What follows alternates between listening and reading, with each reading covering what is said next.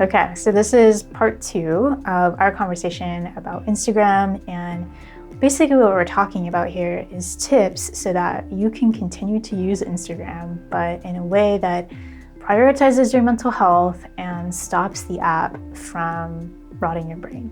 So here we go.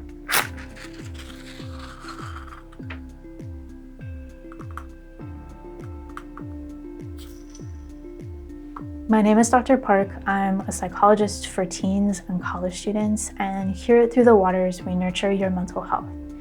In my part 1 video, I left off by saying, let's be people who exercise control over our technology and use it for great good, rather than people who are controlled by our technology. And I'm picking up here with tip number 4 of 7, which is related to that idea.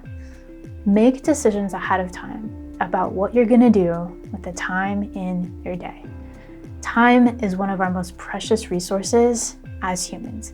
If I need to say this to you in a really existential, morbid way, here we go. Remember that we are all going to die someday and our time will be up.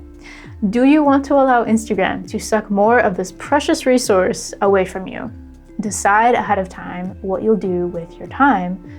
For example, if you need to block off time in your calendar for doing homework or reading books or exercising or cooking or whatever your priorities are, instead of being on Instagram.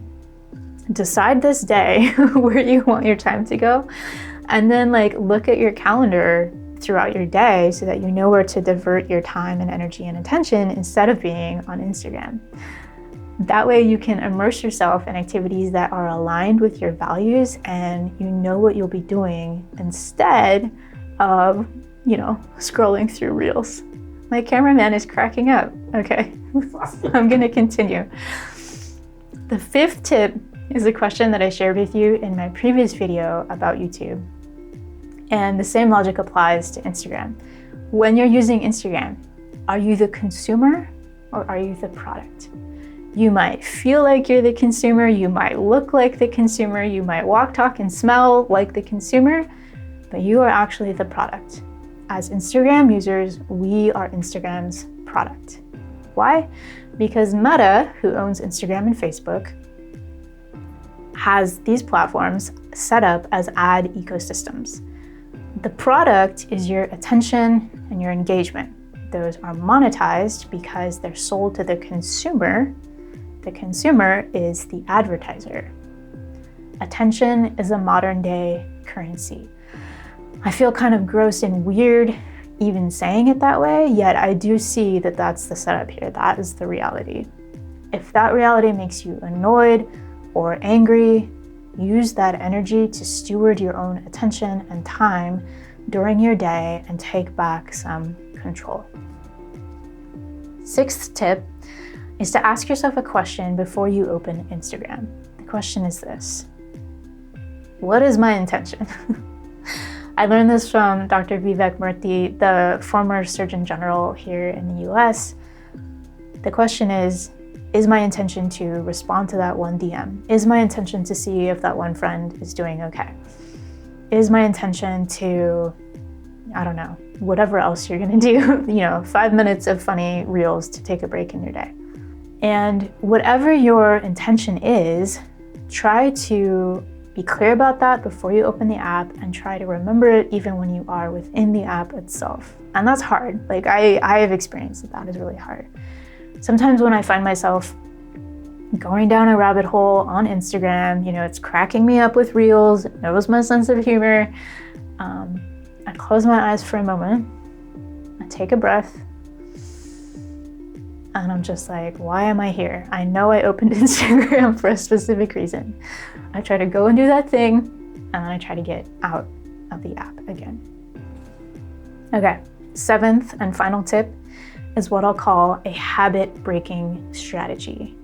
If things are bad enough that you want to greatly reduce or even quit your Instagram use a habit tracking app. For example, I've used an app called Strides to shape my own behavior, and I am not affiliated with Strides in any way. I'm just telling you the specific one that I've used. If I was using Strides to cut down on Instagram, I'd make a habit in that habit tracking app, whether it's Strides or a different one, I would call the habit no IG today, or only 1 hour of IG today. And I'd track my behavior day by day in the habit app. That way, the habit tracking app gives me a sense of reward when I resist Instagram, and it gives me a sense of like, wah, wah, when I use Instagram more than I want to. In other words, you need to set up a feedback loop of getting positive feedback when you use Instagram less, and getting negative feedback when you use Instagram more. So however you would do that, whether it's a habit tracking app or something else, create that feedback loop to change your own behavior. I'll end on a positive note, which is that as humans, we always have the capacity to make choices. You might feel overrun by Instagram, you might even feel addicted to social media, but you always have choices no matter where you find yourself. The change might not come overnight, but little by little, day by day, you can wean yourself away from this app, and you can use it less if that's what you really want. Create more space, create more distance, more friction between you and your impulse to use the app. Even just widening that gap day by day is going to help you to restore your sense of control. Find other things to do instead of being on Instagram and enjoy doing them. All right, those are my main thoughts on Instagram. There's so much more that could be said, but if you have other ideas about how to stop Instagram from rotting your brain, by all means, please share in the comments.